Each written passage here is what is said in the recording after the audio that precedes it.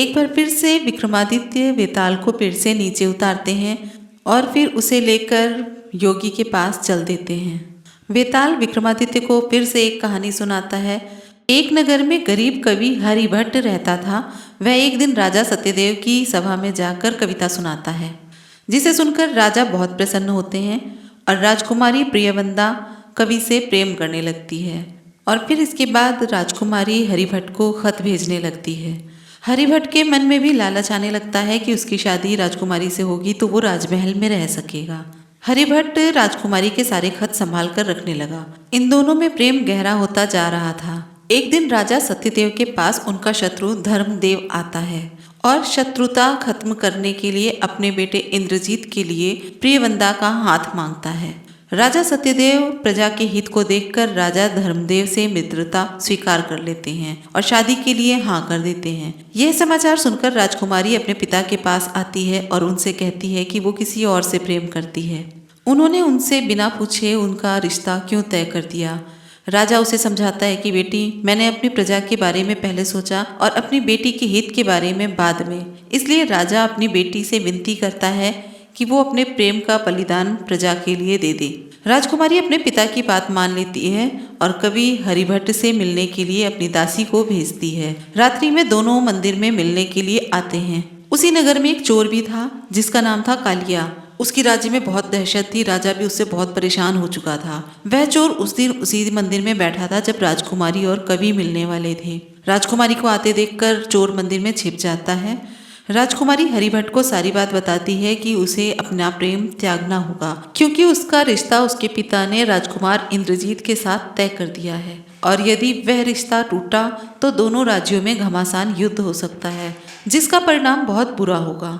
हरिभट्ट के मन में लालच तो था ही। वो कहता है अगर राजकुमारी अपने सारे गहने उतार कर हरिभट्ट को दे दे तो वो उसका कहना मान लेगा। अगर वो ऐसा नहीं करती है तो वो जितने भी उसके लिखे हुए खत हैं वो उसके होने वाले पति को दे देगा। राजकुमारी कवि की बात सुनकर बहुत दुखी हो जाती है और उसकी बात को मान लेती है। चोर ये सब बातें छिपकर सुन रहा था। चोर राजकुमारी की मदद करने के लिए हरिभट्ट के घर जाता है और उससे सारे खत मांग लेता है। दोनों में लड़ाई शुरू होती है। कालिया कवि को मारकर वहां से सारे खत लेकर मंदिर में पहुंच जाता है, जहां राजकुमारी पहले से ही सारे गहने लेकर बैठी थी।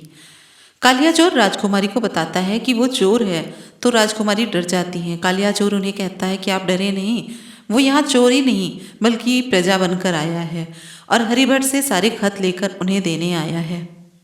कालिया राजकुमारी को बताता है कि हरिभट्ट भी जिंदा नहीं बचा है। तभी वहाँ सैनिक आ जाते हैं। कालिया राजकुमारी को छिपने के लिए कहता है और सैनिक उसे पकड़कर अपने साथ ले जाते हैं। राजकुमारी वापस महल में लौट आती है। उसे कालिया चोर की चिंता हो रही थी तो वो राजा सत्यदेव के पास जाकर सारी बातें बता देती हैं। अगले दिन राजा के सामने कालिया चोर को लाया जाता है। वेताल इतनी कहानी सुनाकर रुक जाता है और राजा विक्रम से पूछता है कि अब ये बता कि राजा सत्यदेव कालिया चोर के साथ क्या करेगा, उसे दंड देगा या माफ कर देगा।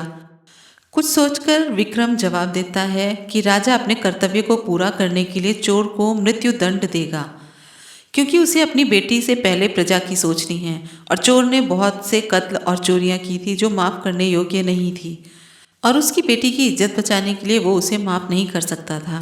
इसलिए राजा उसे मृत्युदंड ही देगा। इतना सुनना था कि वेताल खुश हो जाता है। बोलता है कि तूने न्याय तो अच्छा किया है, लेकिन मेरी शर्त तो भूल गया था कि तू बोलेगा तो मैं चला जाऊंगा। बस इतना ही बोलते वेताल उड़कर वापस अपने पेड़ की तरफ चला जाता है और विक्रम फिर से उसके पीछे पीछे चल देते हैं उसको वापस लाने के लिए।